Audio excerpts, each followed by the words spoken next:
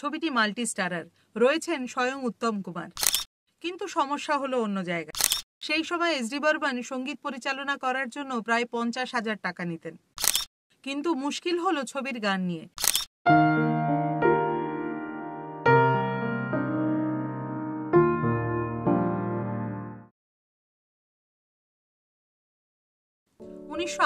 সাল একটি বাংলা ছবির কাজ শুরু হয়েছে। যে ছবির কথা বলছি সেটি নিঃসন্দেহে আক্ষরিক অর্থেই বাংলা ছবির ইতিহাসে একটি মাইলস্টোন। ছবিটি মাল্টি স্টারার, রয়েছেন স্বয়ং উত্তম কুমার। সবই ঠিকঠাক চলছিল, কিন্তু মুশকিল হলো ছবির গান নিয়ে। এই ছবিতে সুরকার হিসেবে শচীন দেববর্মনকে নেওয়ার পরিকল্পনা করা হয়েছিল, কিন্তু সমস্যা হলো অন্য জায়গায়। সেই সময় শচীন কর্তা কোনো ছবিতে সঙ্গীত পরিচালনার দায়িত্ব পালন করার জন্য যে পারিশ্রমিক নিতেন, সেই পারিশ্রমিক এই ছবির প্রযোজকের পক্ষে দেওয়া সম্ভব ছিল না। প্রখ্যাত সাংবাদিক এবং গবেষক প্রসেনজিৎ দাশগুপ্ত বলছেন, সেই সময় এস ডি বর্মন সঙ্গীত পরিচালনা করার জন্য প্রায় 50,000 টাকা নিতেন। এই বাংলা ছবির বাজেটে সঙ্গীত পরিচালনার জন্য এত টাকা ছিল না। তাহলে উপায়? অবশেষে উপায় খুঁজে বার করলেন এই ছবির প্রযোজক, বা বলা যায় প্রযোজিকা। সেই প্রযোজিকা ছিলেন পণ্ডিত জ্ঞানপ্রকাশ ঘোষ ও পঙ্কজ কুমার মল্লিকের ছাত্রী। পরবর্তীকালে তিনি সঙ্গীত শিক্ষা লাভ করেছিলেন শৈলেন মুখোপাধ্যায়ের কাছে। তিনি ছিলেন অত্যন্ত সুগায়িকা।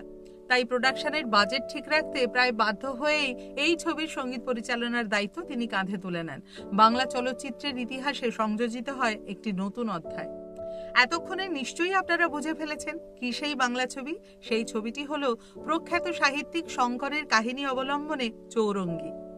উত্তম কুমার, শুভেন্দু চট্টোপাধ্যায়, সুপ্রিয়া দেবী, অঞ্জনা ভৌমিক, উৎপল দত্ত, ভানু বন্দ্যোপাধ্যায় প্রমুখ অভিনীত এবং পিনাকি চট্টোপাধ্যায় পরিচালিত এই ছবি রিলিজ করেছিল 1968 সালের 20 সেপ্টেম্বর। ছবির বাজেট একটু কম থাকার জন্যই বাংলা চলচ্চিত্রের মঞ্চে সেদিন আত্মপ্রকাশ করেছিল এক অসাধারণ সুরস্রষ্টা, যার নাম অসীমা ভট্টাচার্য, যিনি পরবর্তীকালে অভিনেতা পার্থ মুখার্জিকে বিবাহ করেন। অসীমা দেবীর নামের সঙ্গেই যে কালজয়ী গান একেবারে সমার্থক হয়ে গেছে, সেই গানটি হলো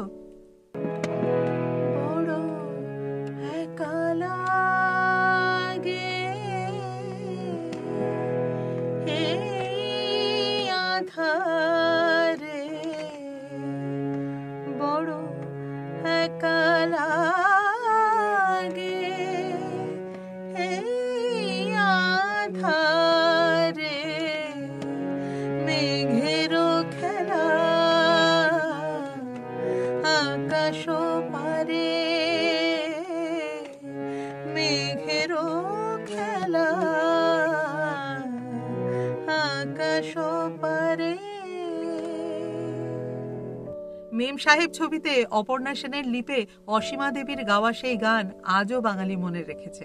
কি সেই গান?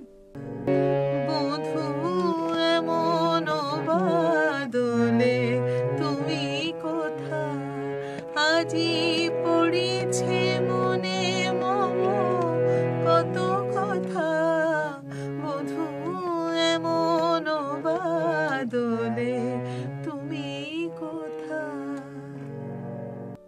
2024 সালের 20 ফেব্রুয়ারি আমাদের ছেড়ে চলে গেছেন অসীমা মুখোপাধ্যায়।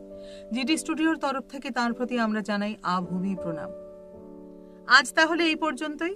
খুব ভালো থাকুন, সুস্থ থাকুন। দেখা হচ্ছে আবার একটি নতুন পর্বে।